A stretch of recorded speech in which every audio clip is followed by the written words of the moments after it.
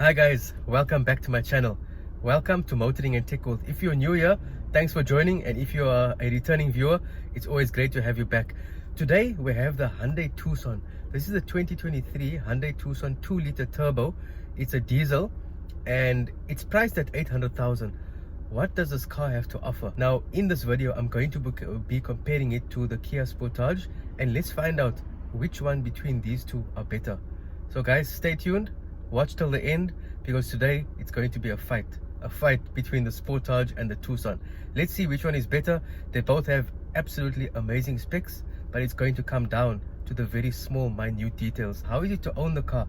If you have a family and you're driving with children and you're actually driving this car on a day-to-day basis, what will you be looking out for? What would you enjoy? What won't you enjoy? And we'll speak about the specs as well, so don't worry guys. If you enjoy the specs, I will mention them to you, but we'll go into more detail. Firstly, the Kia Sportage is cheaper than the Hyundai Tucson. The Hyundai Tucson has one or two things. Well, one of the things, the major difference is that this is an all-wheel drive. Now the Kia Sportage is not an all-wheel drive. The diesel in the Sportage, the 1.6 turbo diesel, goes at 748,000. Now let's keep that in mind. 748 versus 800,000. There's a 52,000 rand difference. So you're getting a 1.6 liter in the Sportage, you're getting a 2 liter in the Tucson. Initially, I'm not going to be comparing the two. Let me first take you through the Tucson, and then we can talk about some comparison, because I don't want to just make this a comparison video. I want to give you the Tucson its due for this video. When you step into the car, well, before you even step in, what do you see? The outside. The outside is absolutely stunning. The front grille looks amazing. What I love about the car, if you look at the car now from the side, it has this it's a very unique look. Ground clearance on this Tucson is better than the Sportage. We got 181 millimeters on this one, and this one meaning the Hyundai Tucson, and 170 millimeters on the Kia Sportage. 137 kilowatts of power on the Hyundai Tucson and 416 Newton meters of torque. That's amazing, because it's a 2 liter and it does have that kick, and you got your smart mode, eco, sport and normal, and the modes work very well. When you put it in sport mode, you can actually feel the gears changing quick. Funny enough, I'm just looking at a Hyundai Tucson in front of me. You guys can't see. I'm not gonna. If I turn my camera's facing the other way, so if I swap this camera around, you're not gonna see the Tucson in front of me. But just take my word, there is a Tucson in front of me. Maybe a coincidence, I don't know. One big thing I'd say in this car, right, that the Sportage has over it is, now without taking anything away from the Tucson, it's absolutely brilliant. Now I did notice this as soon as I drove it the first time, and the first time I pressed brakes, I felt it. Got stability control, got ABS, so it ticks those boxes. What it doesn't have is electronic brake distribution. Now I feel that is very important for a car, because the brakes are not very responsive as I would like. Initially when I drove it, for the speed, the brakes aren't powerful enough, but as you use it over a few days, you will get used to it.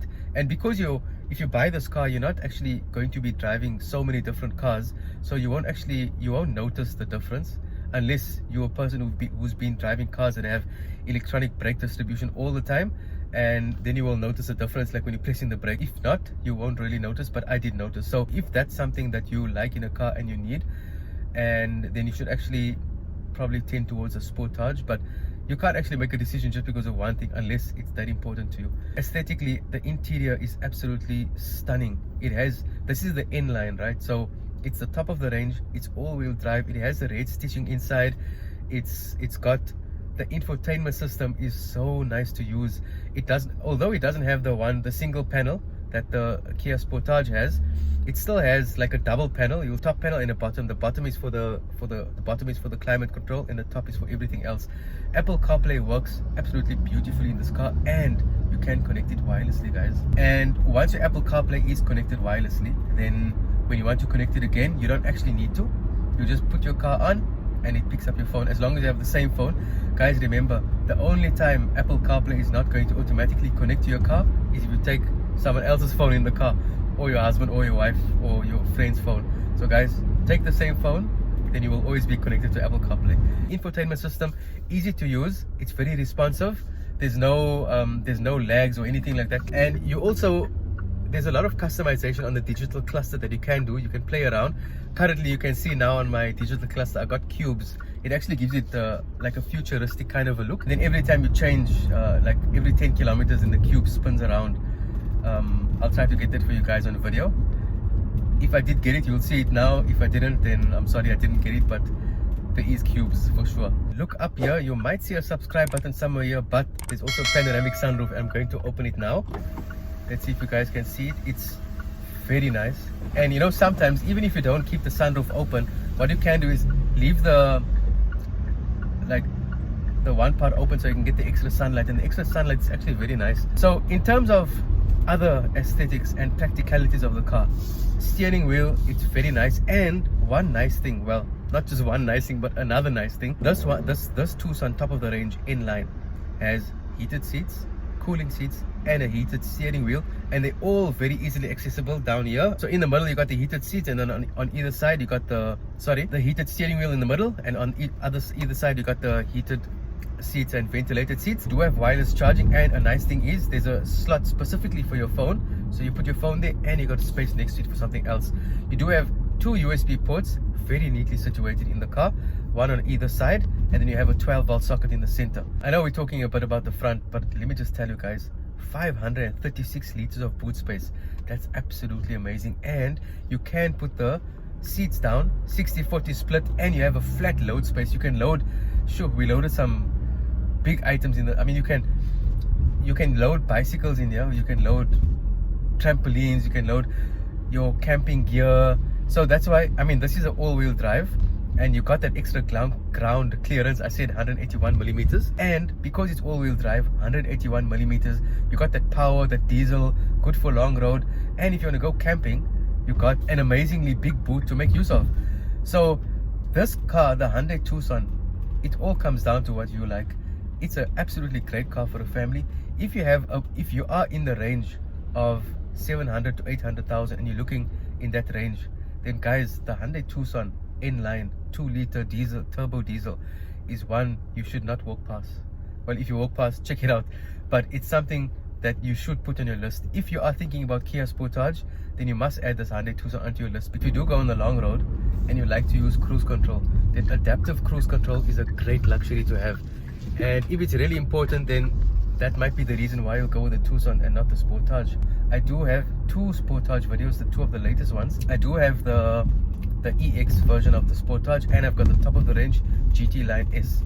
So you can check that out on my channel, and you can comment below on your thoughts of this Hyundai Tucson, right? And watch the Kia Sportage video. I will link it down in the description below. There might be a subscribe button just here. Please press that before you look down in the comments. So I will link both Sportage videos in the comments below.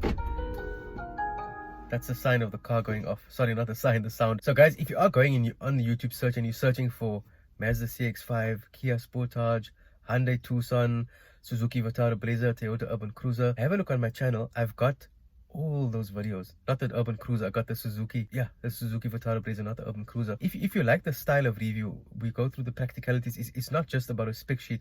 You want to know, how is this car for a family?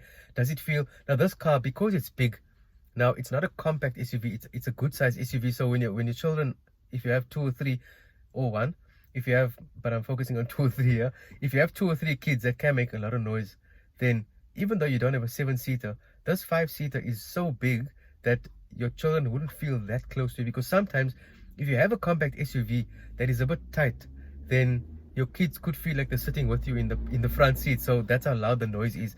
And trust me guys, if you have a family and you know what the noise sounds like in a car, especially when the kids fight, then actually be grateful that you got a bigger SUV so your kids can be a bit further at the back.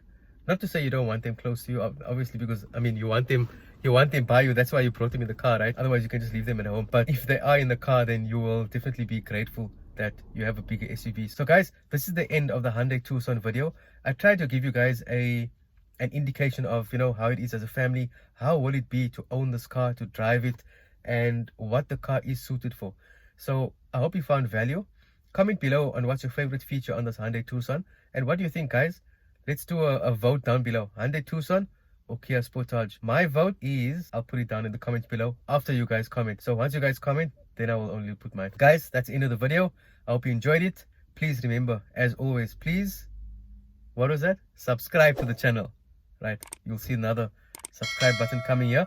So please guys, subscribe to the channel, like the video, share it with your friends and family, and I will see you guys in the next video.